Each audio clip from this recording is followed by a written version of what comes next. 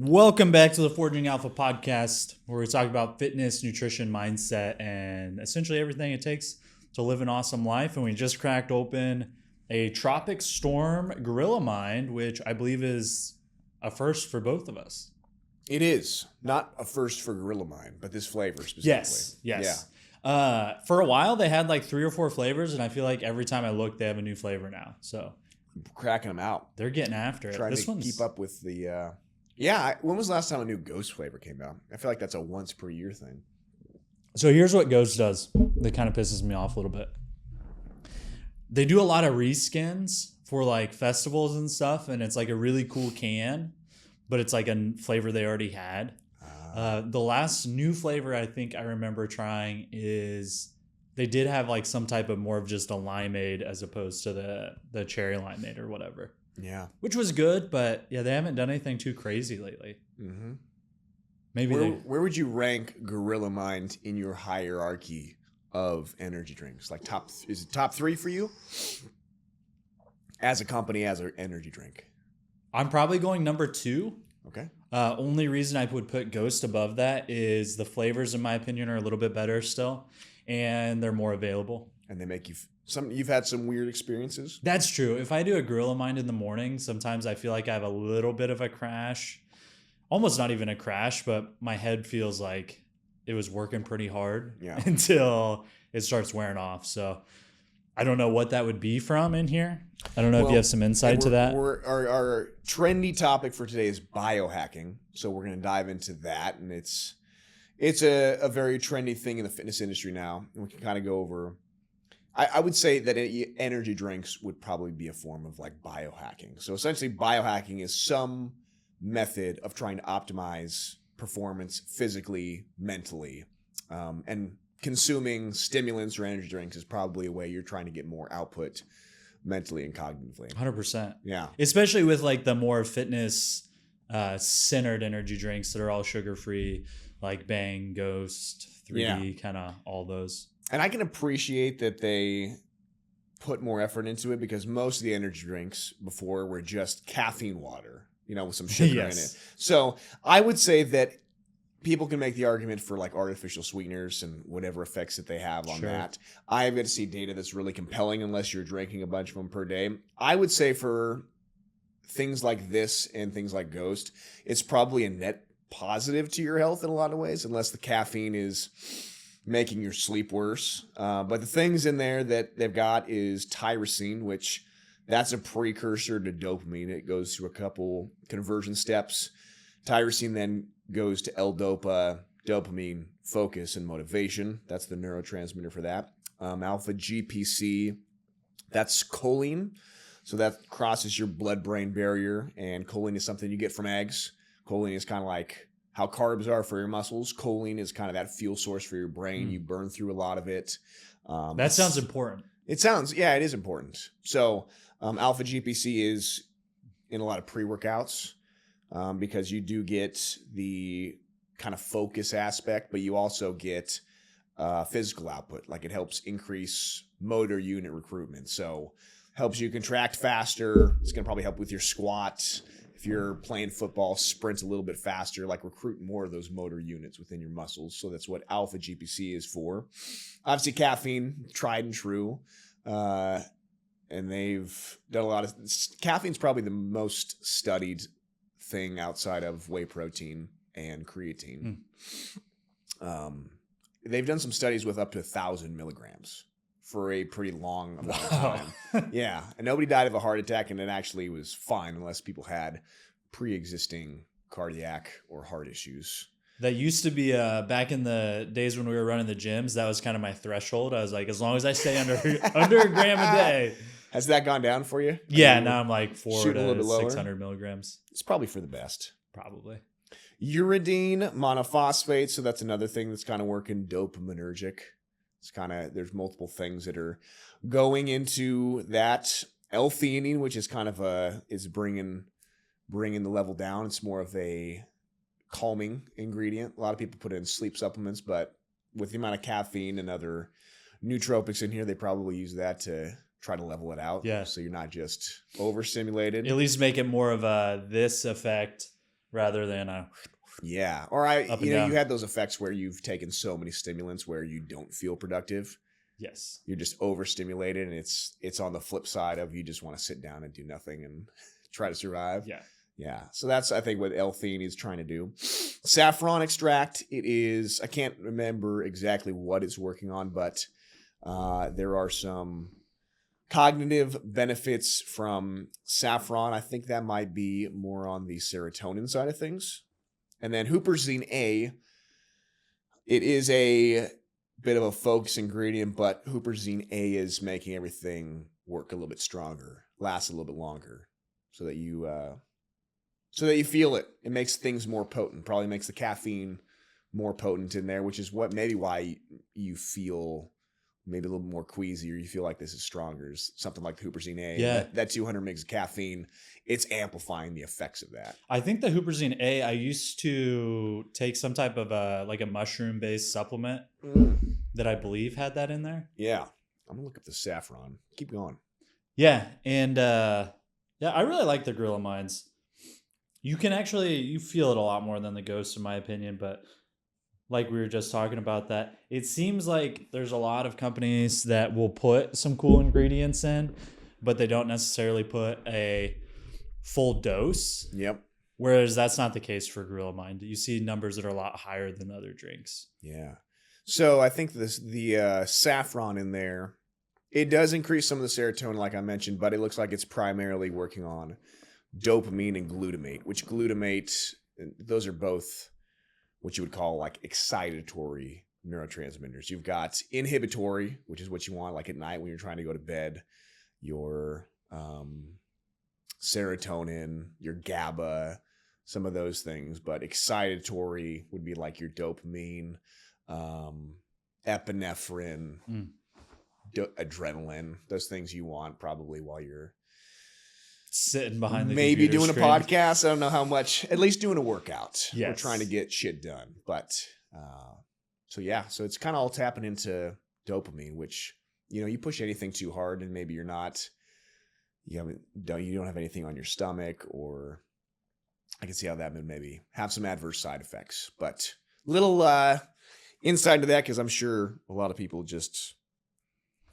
wonder why or what those things actually do, why they're in there. Yeah.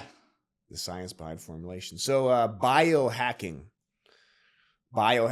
What in your life would you say that you've utilized the concept of biohacking to optimize your well-being, physical and mental states, whether that's cold plunging, saunas, even working out, sleep aspects, supplementation? Are there some mainstays for you? I do a lot of cold showers. Okay. I feel like it wakes me up in the morning, which is cool. And then 2, I don't necessarily know the science behind it, but I believe that it raises your dopamine throughout the rest of the day, right? Mm-hmm. Yeah. Or at least that's what people would suggest. Mm-hmm. And the first time I was a little bit ahead of the curve with the cold showers in 2012, probably. We had a website, Clay Center Fitness Club, where we, for a while, blogged. Not vlog with a V, but blog with a B back in the day about our cold shower experiences. We did like a 30-day challenge thing. And caffeine for sure.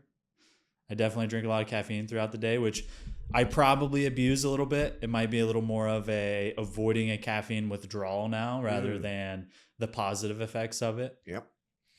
When's the first time you kind of heard the term biohacking to begin with?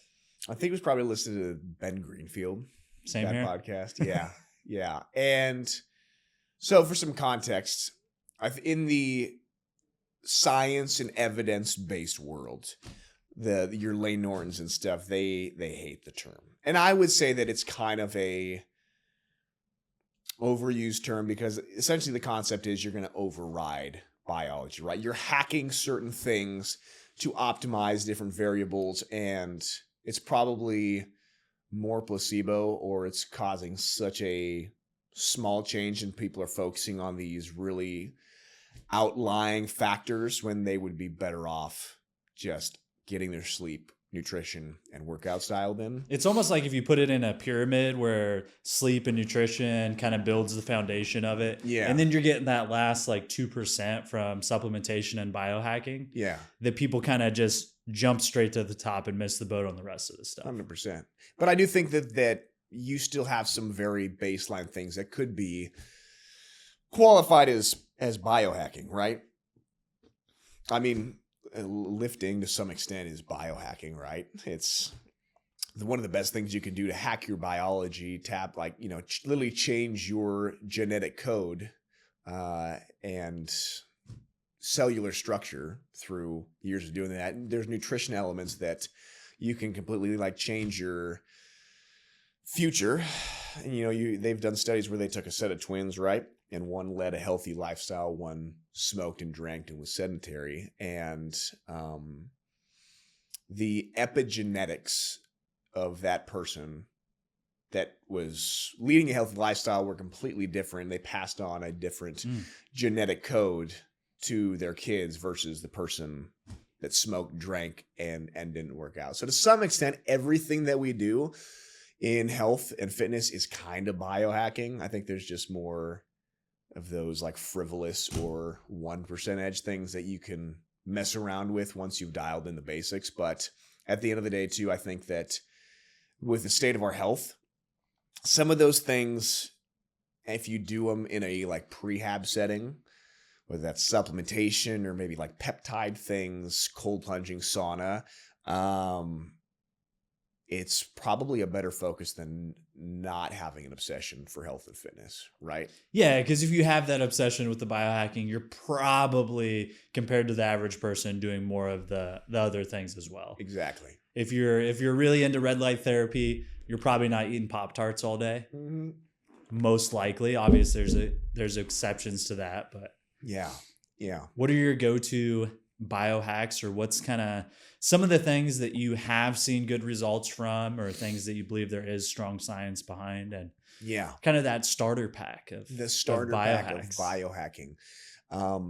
I like cold exposure because that's how I feel. Like, you can get into all the science of it. I try to keep it away from like my lifting times, because there's probably going to be some impact on your recovery, like muscle growth. If you were getting ready for a marathon or something, it would probably be beneficial doing that. But depending on what your goals are, it can have some negatives. I like the way it makes me feel. Like before a work day, if I get into a cold plunge, whether it's at the gym or at my home one, I just feel like I'm locked in for those next few hours and I'm more productive. And I've been doing that since 2015 too, like the cold showers. Yeah. Doing like the hot and cold contrast therapy, especially like before bed. I used to do that kind of as a sleeping hack. Saunas. I do think that saunas, while they are kind of like that extra thing that comes after lifting in your diet stuff, I think for most people, some type of sauna would be beneficial. I think that a lot of the data that's coming out on saunas improving your lifespan, your health span. It's one of the best ways of, sweating and this getting out whatever you need to detox from. Like, I would much rather have somebody hit a sauna session versus go spend a couple $100 on a celery juice cleanse. Yes. For detoxing. So sauna for sure. Any type of sauna, or? I'm not too particular on that. I've been looking at infrared saunas. Yeah. I'm gonna get one for the house. I have traditionally always used the regular dry sauna as a first go. Every once in a while, I'll get into the steam ones. Yeah. Some people talk about that, getting into the minute stuff, that if you're inhaling a bunch of water that might be like polluted, like if it's city water, tap water that has heavy metal contaminants and stuff, and then you're just sitting there just inhaling that might not be the best. So I think it's probably dose dependent. If you're doing that every day, maybe you want to look into it. I think for most people though, accessibility wise, dry saunas, and then these infrared saunas, they don't get quite as hot, but I think they work a lot quicker. They're a lot more accessible, especially if you're trying to put in an in-home gym. I think though the benefits really come from being in there and sweating. Yeah. Yeah. I mean, you're getting some cardiovascular benefits, which I think cardio just in and of itself is probably a biohack.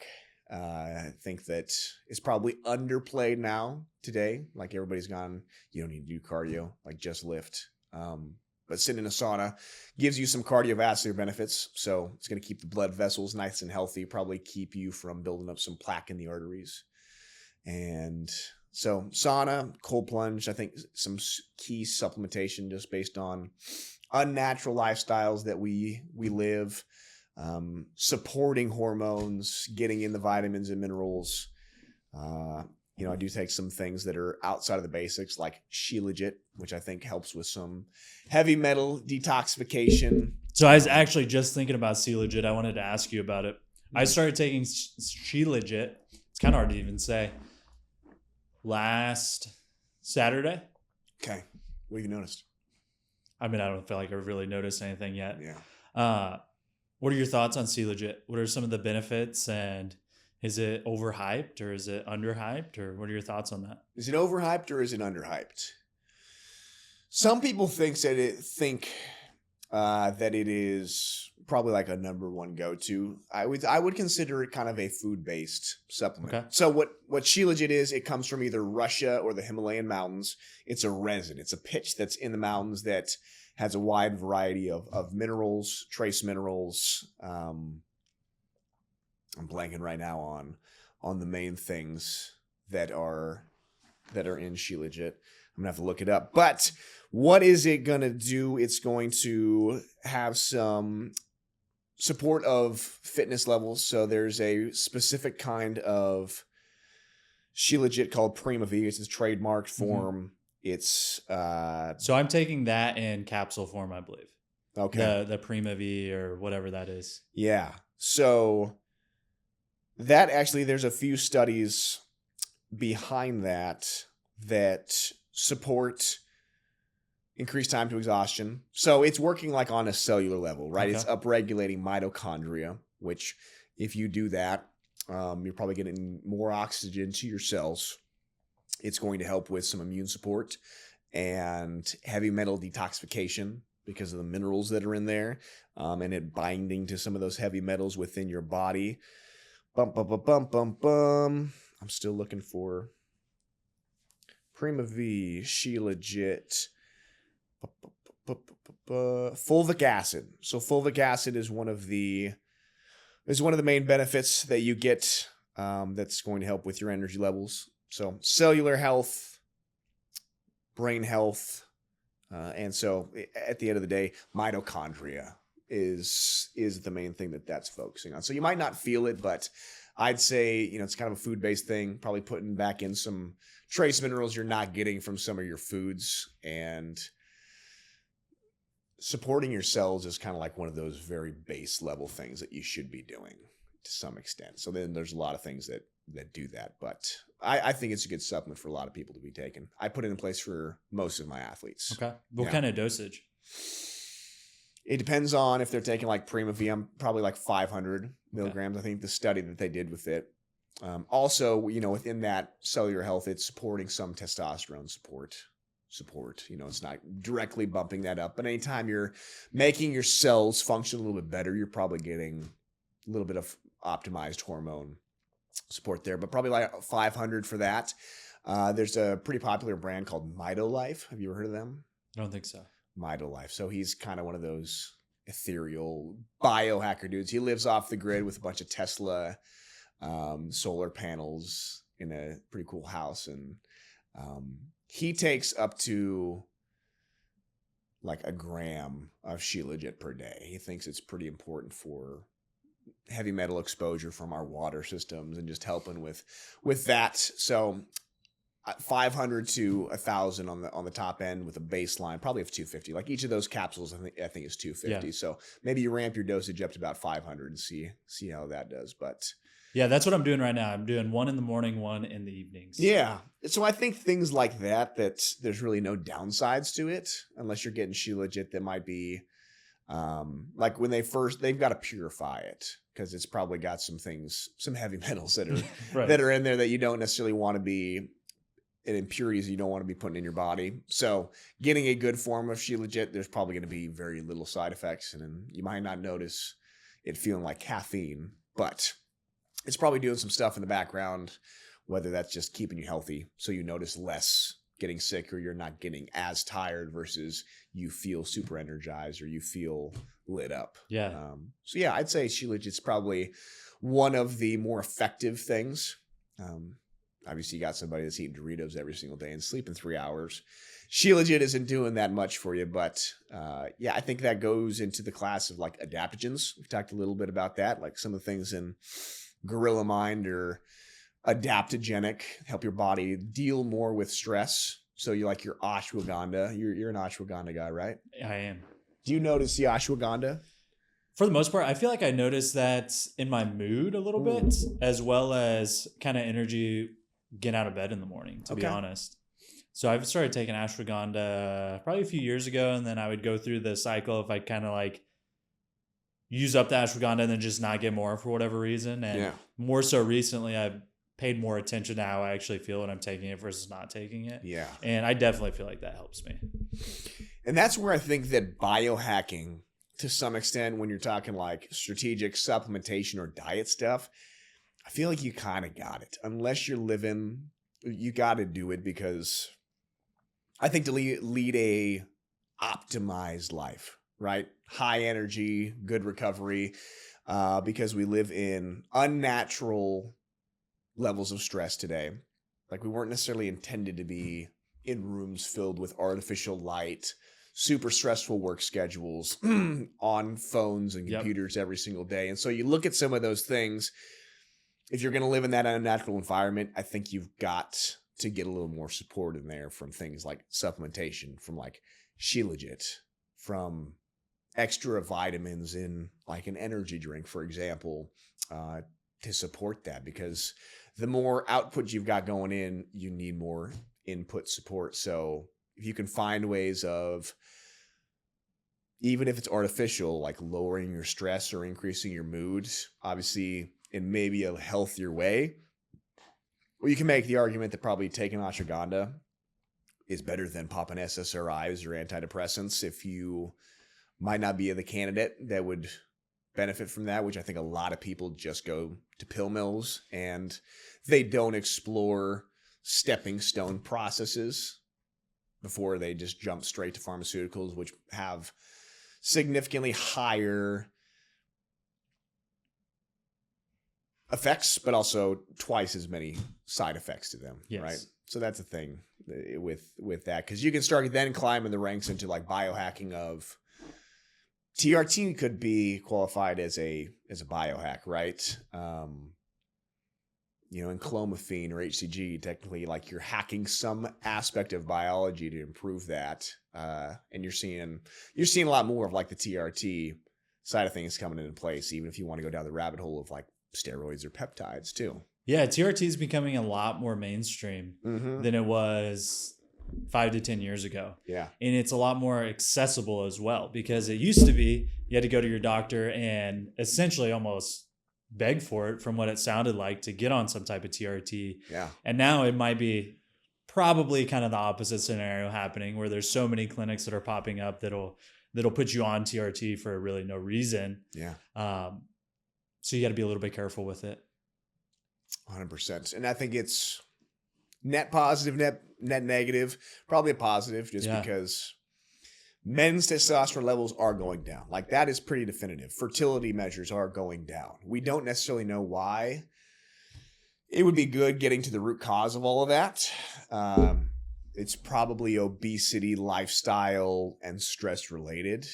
But at the same token, it's like, do you just focus on the problem, or do you start getting into some solutions? Because there are, whether you like it or not, just going to be dudes that are candidates for that. And that number is probably growing. Absolutely. And it also makes it a lot easier to start making those other healthy choices and changes and habits when you actually feel good and have the energy to do it. And you're seeing better results in the gym.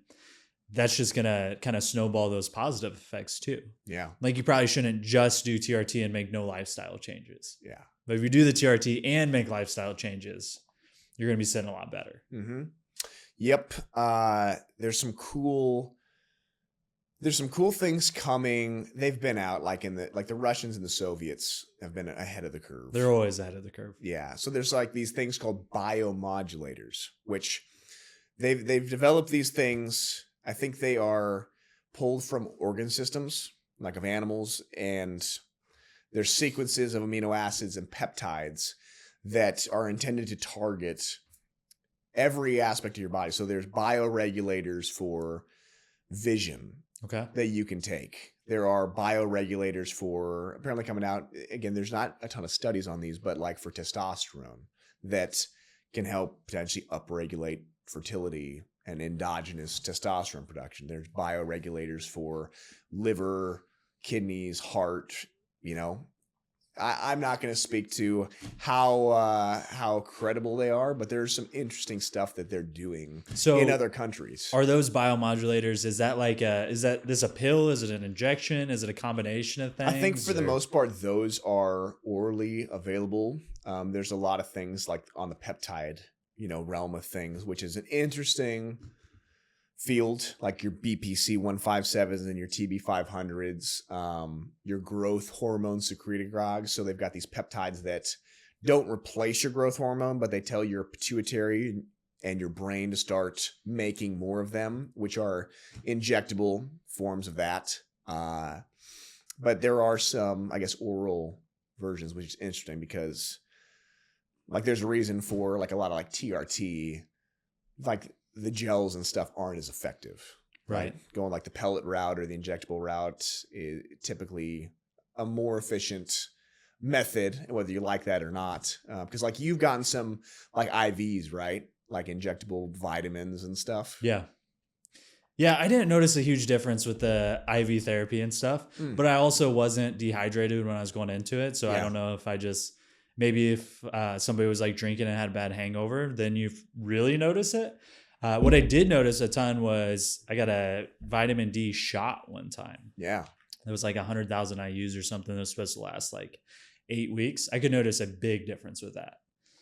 Yeah. And that's where that would probably be a form of biohacking because you're going kind of straight into the bloodstream and have a higher effectiveness because of that. Whereas you take a lot of oral supplementation. I'm not saying that anybody should go out and just get some needles and start throwing B vitamins into their ass, but they do exist for a reason. Like a lot of professional athletes, get injectable vitamins because you can use smaller amounts. It's going straight to the source. When you take a lot of oral supplements, it gets destroyed by your gut. So a lot of the things you're taking do not get to their intended target before digestion kind of kills that off.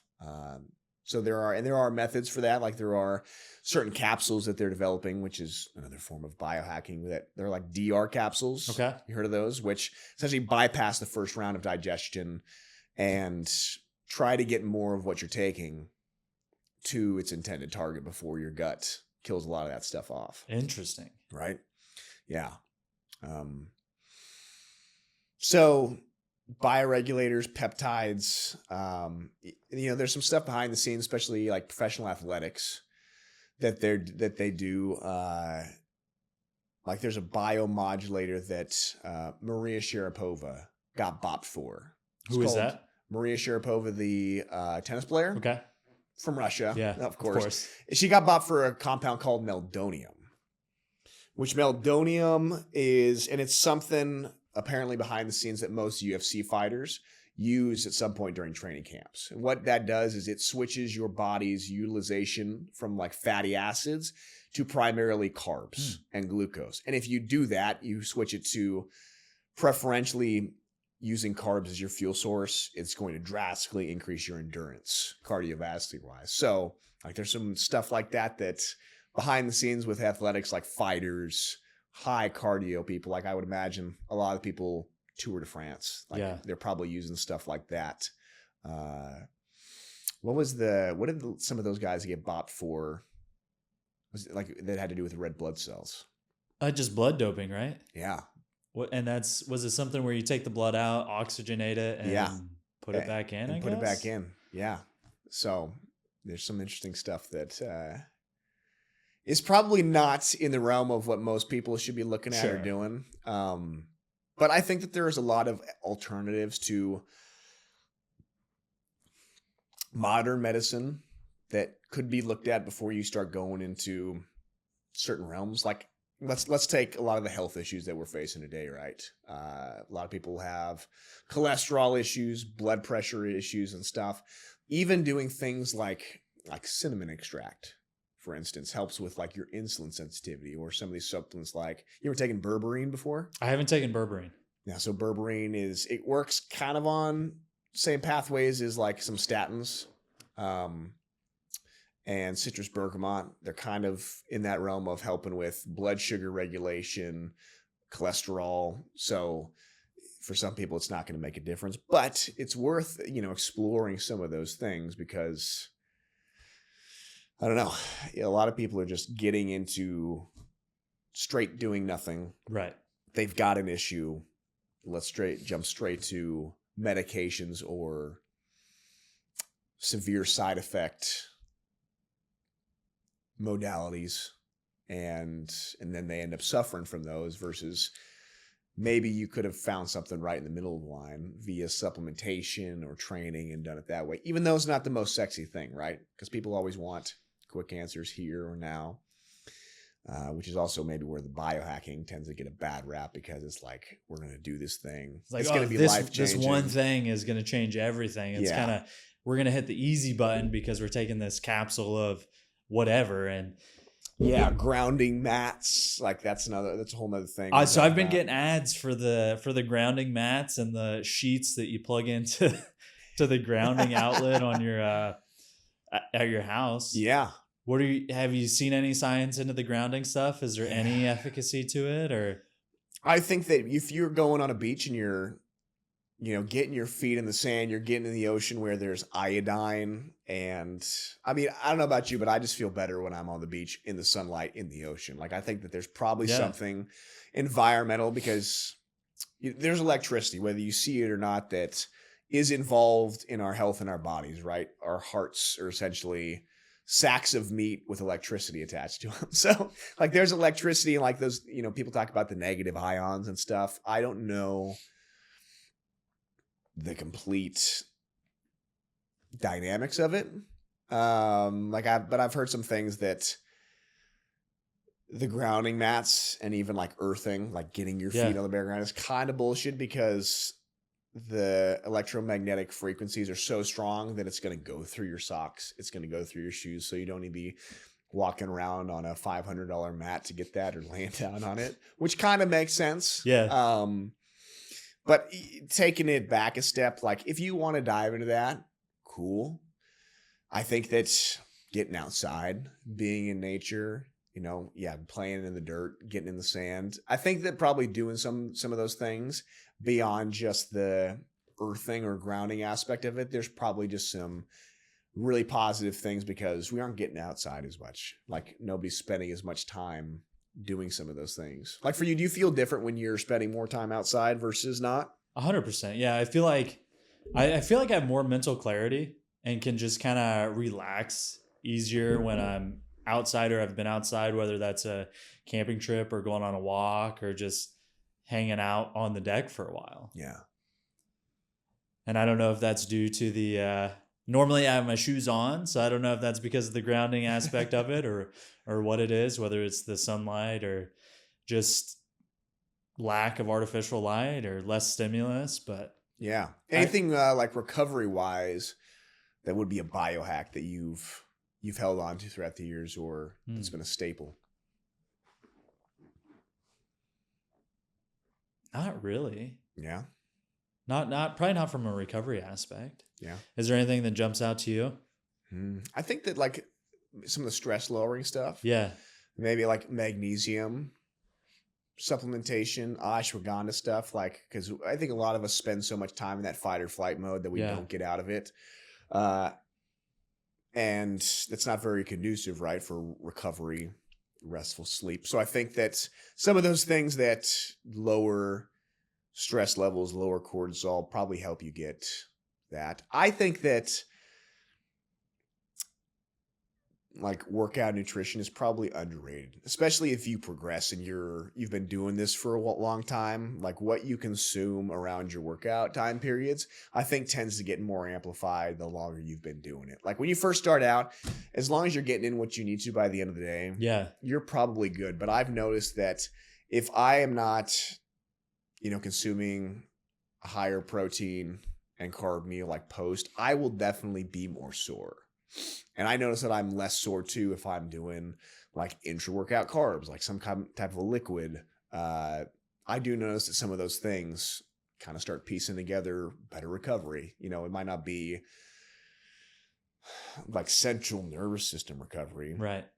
but I can objectively feel less sore, which might be beneficial for like energy levels, like during work the rest of the day or training sessions later on. If you're less sore, you're going to be able to train harder the next day, even if you make the same recovery having more soreness. If you don't do the post-workout meal, if it makes your next session better, then it's totally worth it, in my opinion. 100%. I know you're a big greens guy. What do you notice taking your greens? I feel like it helps with my digestive health, just kind of keeping everything running consistently and smoothly. I feel like I get there's some type of energy aspect to it, but I don't know if that's just placebo. I don't know if there would actually be any science behind the greens giving you more energy in the couple hours after that. Yeah. I mean, we can talk about, so like gut health is probably a good segue for biohacking because a lot of things start there. There's a big craze around gut health. We know more probably about the bottom of the ocean than we do about like your gut microbiome and your gut flora. Which is crazy to think about. It's really crazy. Like people talk about this one thing that's going to impact your metabolism. And then you look at the pathways of metabolism, how everything works. People spend multiple decades studying that and would probably tell you they have zero idea how 90% of it works. Yeah. So, but going to your point, majority of your neurotransmitters, so like your serotonin, it starts within your gut. So if your gut health is not good, then you're probably not going to be in a very good mood. You're probably not going to be very energized because, a lot of people underestimate that gut health is not just about having good shits or not having tummy aches. Like it's directly correlated to your brain. Like there's a gut brain axis that starts in the gut, goes to your brain, and is responsible for a lot of things, like even related to like depression issues and stuff. Like a lot of times it probably is stemming from something gut related. So what are some things people can do for better gut health overall? Because there's so much information out there saying to do this, that, and the other thing. Yeah. What are some actual steps or foods that people can take? Is it even the food or what are the things that go into that? And what can people do to have better gut health? So the stress aspect is probably impacts your gut health the most, right? Because if you're in fight or flight, high cortisol, you're not digesting food super well. So if you're in this perpetual state of stress and fight or flight, what do you think that that's going to do when you aren't efficiently digesting food very well? Probably not going to be causing great gut health. So I think that stress management is completely underrated when it comes to gut. So starting there, management of stress via lifestyle, getting enough sleep. Maybe you're taking some cortisol lowering supplements like L-theanine, ashwagandha, in terms of like specifically targeting your gut, which is something that like the greens do. Fiber, I think that optimizing fiber through whole foods is probably the best way to go. So your oats, your whole grains, your fruits, your veggies. I know it's not in fad right now with all the carnivore stuff. Like, bodybuilders have been eating oatmeal for decades, but now oatmeal is apparently the bad guy. And then, so fiber feeds your gut bacteria. Okay. You want a wide variety of bacteria in your gut from probiotic rich foods. You need prebiotics, postbiotics, and cultured foods like yogurt, kefir, sauerkraut, kimchi. So a lot of like Asian culture foods. I think that's probably one of the reasons they're really healthy. Things like kimchi. Yeah. So, throwing those in throughout your week, super good. Having some kombucha, that culture. And I think it's probably better getting that more from whole foods versus just relying on probiotic supplementation, because while we don't know a lot about like gut microbiome stuff, they do know that if you got too much of like one or two forms of probiotics or bacteria, it's almost as bad as not having enough. So you want like a really wide variety. And if you're consuming like and getting those bacteria from whole food stuff, you're probably better set up than just getting it from a supplement. So bacteria-rich foods, if you got a really good probiotic supplement that has a lot of different variety of that can help. Fiber, some supplementation. So I think that's, where the greens come in, is you're getting some fiber in there. You're getting some antioxidants and polyphenols. You're getting, they usually add micronutrients back into that. So that's probably where a lot of people notice some of the benefits from greens is that digestive enzymes, which are in a lot of green supplements. So if you are not breaking protein, carbs, and fats down adequately, throwing in some of those digestive enzymes via supplement is probably going to help you out. So enzymes, you can get some of that from your food, from things like papaya, from I pineapple. don't eat very much papaya. About pineapple. I do like pineapple. I don't eat it very consistently. Yeah. So those are some enzyme-rich foods. Like you have some pineapple with your chicken from Hawaii Bros. There's probably a reason that like traditionally those were kind of paired together in some ways. Throwing in some things like, like nutrient partitioning foods, like your apple cider vinegar, right? You ever played around with that? I've taken like 2 or 3 shots of it back in the day, but I've never like consistently used it or anything. Yeah. So some of those foods, like, we were talking about berberine, that can help to some extent push carbs and nutrients where you want them to go. So like apple cider vinegar, cinnamon might help like push more carbs towards muscle tissue versus fat storage. Again, it's a calorie equation.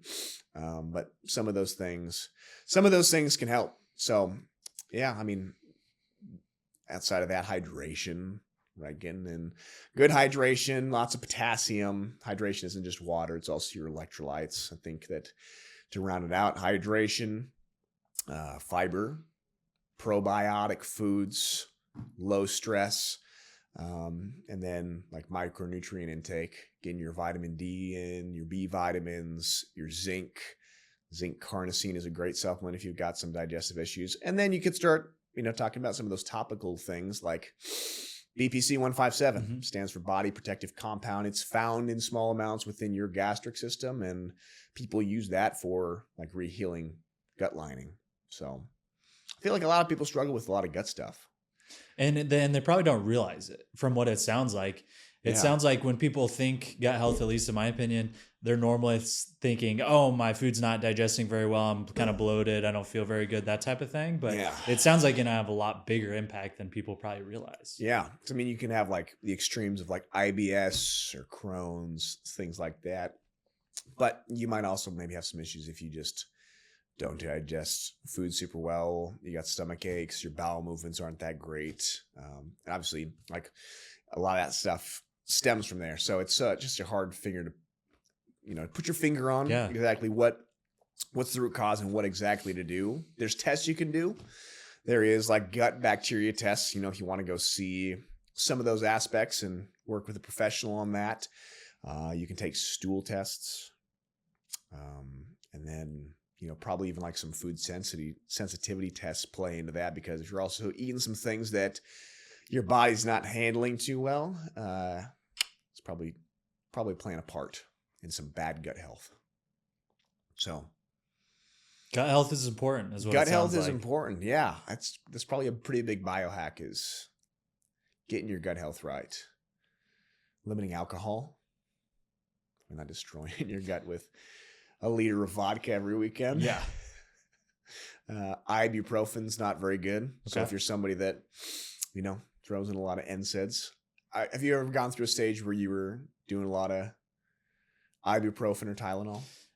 In my senior year of track is possibly the only time that I really ever have even used ibuprofen. Yeah. And it was just, I had some bad shin splits, and I was hoping that would help. I can't remember if it did or not. I think it made a little difference, but I've never been one to take a lot of those ibuprofens, Advil, anything like that. Yeah. I think I probably caused some issues with that at some point during college baseball. Really? Baseball's kind of known, they call it the 3 A's. Not Okay. everybody's doing it, but I'll call Advil and Adderall. The 3 A's. That's probably like a trifecta Yeah. of some old school professional baseball players. But yeah, that's probably not too great for your gut health. So why were guys pushing Adderall for baseball? Locking in, focus. Okay. Pretty boring game, so if you can really stay focused through those lulls between innings, between pitches, like you could probably stay pretty dialed in with that. So there's some guys that got bought for it for unprescribed stuff, Yeah. and then they went and got prescriptions for it because it's not that hard. So Adderall's a pretty prominent thing in professional baseball. Okay. Yeah. I didn't really think of that because, like, if you're playing professional football, you got to be pretty locked in because it's so fast paced. But yeah, baseball, you're out there for a while, and sometimes you're not really doing much until you need to. So yeah, you got to be paying attention. You don't know when it's going to come. Mm-hmm. So, yeah, and then like finishing out on the gut health route. When you were doing the vertical diet, you heard Stan Efferding talk about like low FODMAP food. Yeah. So I think that for some people can be beneficial. Low FODMAP is essentially low gas foods, specifically carbohydrates. So your low gas fruits, vegetables, grains. So some low FODMAP foods would be most of your like juicy fruits and berries, and then lower fiber vegetables. So, potatoes are pretty low FODMAP. High FODMAP examples would be like asparagus. Like they're pretty high gas foods. Beans, some of your little more fiber and lectin based like lentils. Yeah.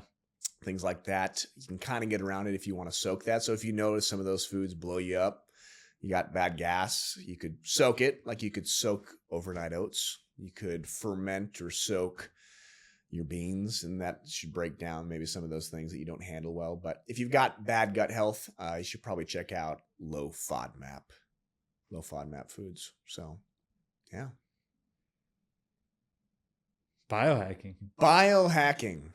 Turns out there's a lot that goes into it, and it sounds like people should probably start with the food that they're taking or food that they're eating. Food that they're taking, how they're sleeping. I mean, biohack. I feel like biohacking your sleep is probably something to look into just because so many people struggle with it and there's not an exact answer for everybody, So whether that's your light exposure, your environment, I think that's probably something you could lean more into biohacking and probably have it be a good return on your investment. Yeah, I think that, biohacking your workouts is you're probably getting into the airy fairy a little more there when you're doing stuff like oxygen mask train, like you saw those I forgot about that. Yeah, like that would be a biohack that's probably more bullshit than it is anything else. Blood flow restriction training. Yeah, I think that there is definitely some benefit to that, but if you're lifting 5-pound weights with bands, to some extent, there's going to be a ceiling on how much progress you're going to make. I haven't done BFR in a long time, but man, you get some gnarly pumps. Mm-hmm. I was Stone Cold Steve Austin for Halloween last night, and that involved wearing some knee sleeves, some powerlifting knee sleeves that I'm not used to using or wearing. And I had a pretty good calf pump by the time I pulled them down last night. Yeah. Probably good. The calves look probably pretty good. They were looking pretty good, but it was starting to hurt a little bit. But you're cutting some blood flow off. Probably the I'm trying. I just spaced something that was in my training with like an oxygen mask on while you're on a bike or something. There's a lot of stuff in the workout world that tries to hack fitness, but at the end of the day, it comes down to hard work. No shake weight is ever going to get you the results of doing some hard squats and deadlifts. No matter how hard you shake it, how often, it's not going to happen. The waist shrinkers.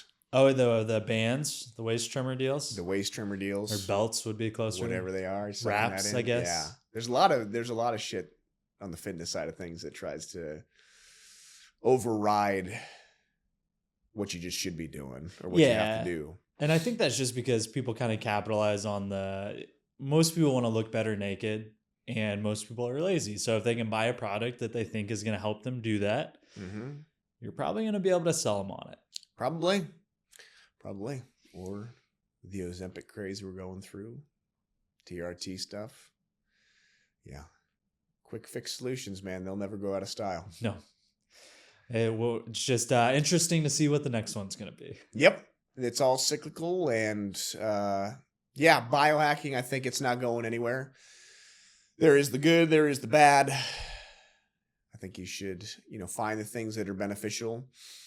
Probably not just do Ozempic and Adderall and hope to live a very healthy and long lifestyle.